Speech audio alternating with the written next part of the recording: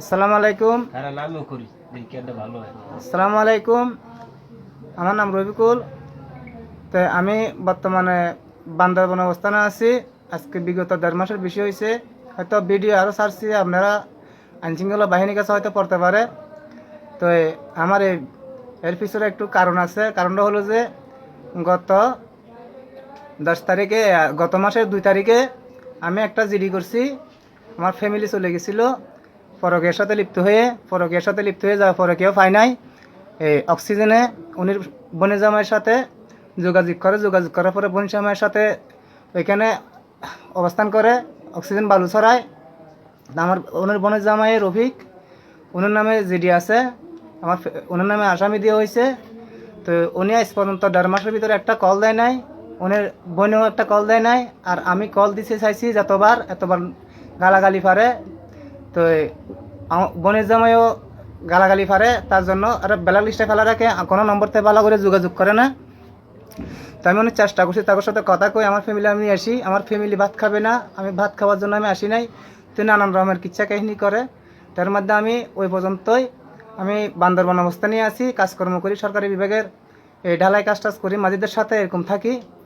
তো ইদারিং আমি অনেক বুঝাইছি, 1.5 মাসে আসতে চায় না। আর আমি এতটুকু রয়েছি। তো এই বিগত দেখতেছি যে মানে ওর যে কাজকর্মগুলো আছে অবৈধভাবে করতেছে, এগুলো মোবাইলে আমি কথা বলে শুনি।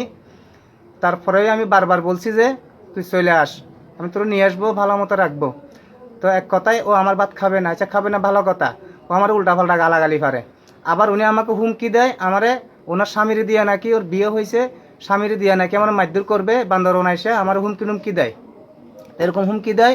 এখন আমি কি করব? আমি তো আর কোনো জায়গায় কিছু করতে পারতেছি না, আমি এখন দুর্বল অবস্থায় আছি। যেমন ধরুন স্যার দেখেন, এই যে স্যারেরা দেখেন, এই যে এখানে টুকরি আছে আমার ব্যবসার, এই ভাঙ্গারি ব্যবসার। যে তারিখে আমি আসছি, 2 তারিখে আমি এখানে ব্যবসা চলে আসছিলাম, 4 দিনের দিন চলে গেছে, বাচ্চা কাচ্চা ফালাই, 4টা বাচ্চার মধ্যে একটা বিয়ে দিয়ে দিয়েছে মেয়ে, ওই পালানোর পরে 5 মাস আগে ওনার বাইপুতের কাছে। তো এটা যাই হোক, আমি মেনে নিছি, মোটামুটি আমি বেজাল করি নাই। আর ছেলেটা গাড়ি চালায়, তো আমার ওইটা প্রায় 15 বছর বয়স হয়েছে। এটাও এখন ছেলেটার মন মতো আছে, ওনাকে মোবাইল টোবাইল দিয়ে ছেলেটার মাথা নষ্ট করে দিছে। ওনার আমার বাবার প্রতি মানে ভুল বুঝাই এখন মানে কি আমার দিকে ছেলে কথাবার্তি কয় না। তো মা তো পালাই গেছে, ছেলের এখন বাবাও নাই মাও নাই, এই অবস্থা রাজস্থলী উপজেলা লাইনে আছে বাঙালিয়াতে। তো এখন আমি ইদারিং অনেক বোঝানোর পরে গত এই 15 তারিখ থেকে নিয়ে আমি মানে কয়েকটা ভিডিও ছাড়ছি। ভিডিও ছাড়ার আগে আমি বলছি যে দেখ, যদি তোরা না আসস তাহলে আমি ভিডিও ছেড়ে দিব, তোর ভিডিও ছেড়ে আমি প্রশাসনের কাছে তুলে দিব, আমি সারা বাংলাদেশে বোঝাই দিব যে তোরা খারাপ কাজকর্ম করছস, তোর বোন জামাই তোদেরকে ফাটাইতেছে না, তোর বোনে ফাটাইতেছে না, আমার সংসারটা ভাঙিয়ে দিতেছে, সেগুলো ছাড়ি দেবে বলছি। তাই আমার বড় গলায় বলতেছে যে পারলে আমার বাল সিরিজ কোন সময় বহু ধরনের ব্যবহার করতেছে খারাপ। তো আমি অসহ্য জ্বালায় আমি ভিডিও করে আমি 2-3টা ভিডিও ছাড়ার পরে এখন মানে ওদের ফোন আসতেছে, ওরা ফোন দিয়ে আমার বকাবাজি করতেছে, যা তোর মারে সূর্যি অমুক সমুক খারাপ ব্যবহার করতেছে স্যাররা। তখন মনে করেন আমি কি করব? এখন আমি উপায় নাই, আমি এখন অসহায় অবস্থায় আছি, খুব দুঃখে আছি, আমি বান্দরবনে আছি। কারণ আমার ইনকামও নাই হিসেবে আমি বাড়ি ঘরে যাইতেছি না, আমার বাল বাচ্চা আছে, ওগুলো চালানো লাগে। এখন কি আমি ওদের সাথে দৌড়াদৌড়ি করবো?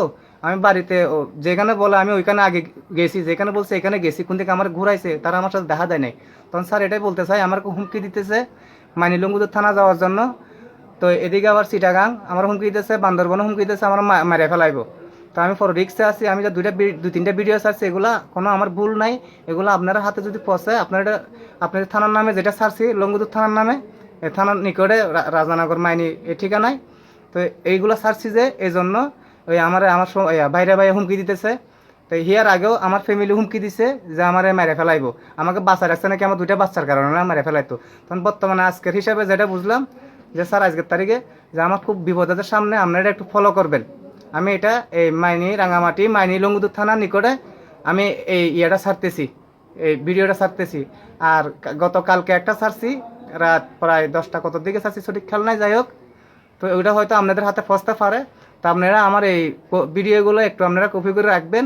এটা ভবিষ্যতে যদি আমার নামে, আমার বাবার নামে, চাচার নামে, আমার চাচার নাম আজিজুল, হয়তো উনির নামে একটা মামলা দিতে পারে। আমার বিয়ের গার্জেন ছিল তখন কোনো রাস্তা পাইতেছে না, দেখতেছে ভিডিও ছাড়ার পরে সবের কাছে খুঁজতেছে, কারণ তত্ত্ব বাইর হইলে দেখবে যে কি ওরা তো একটা বিপদে পড়বে। পেঁচে পড়বে, এখন পেঁচে পড়বে যে মানে এখন আমাকে দুর্বল করতেছে আমার মেয়ে দিয়ে, আর ওদিক দিয়ে আমার চাচারা দিয়ে আমার দুর্বল করতে চাইতেছে। তা আপনারা যদি মামলা করতে আসে তাহলে আপনারা একটু ভাবি চিন্তি দেখবেন, যেহেতু আমার কোনো পেঁচা ফেলাতে না পারে মতো মামলাটা করার আগে যে জিডির কাগজটা আছে, এই রায়খালী রাঙ্গামাটি জেলার রায়খালী থানা যেটা আছে চন্দ্রকোনা ফেরিঘাটের, ওই রায়খালী থানাতে জিডি করা হয়েছে। তো ওই জিডির কাগজটা নেড়ে দেওয়া আছে, হয়তো আপনারা প্রশাসনের মাধ্যমে যোগাযোগ করে একটু আমার সাপোর্ট দিয়ে সুযোগ করে দিবেন, যেন লঙ্গুদুর থানার মাধ্যমে এই জিডিটা করতে না পারে মতো, আমার নামে কোনো মামলা অভিযোগ করতে না পারে মতো, কারণ আমি তো আগেই করে রাখছি।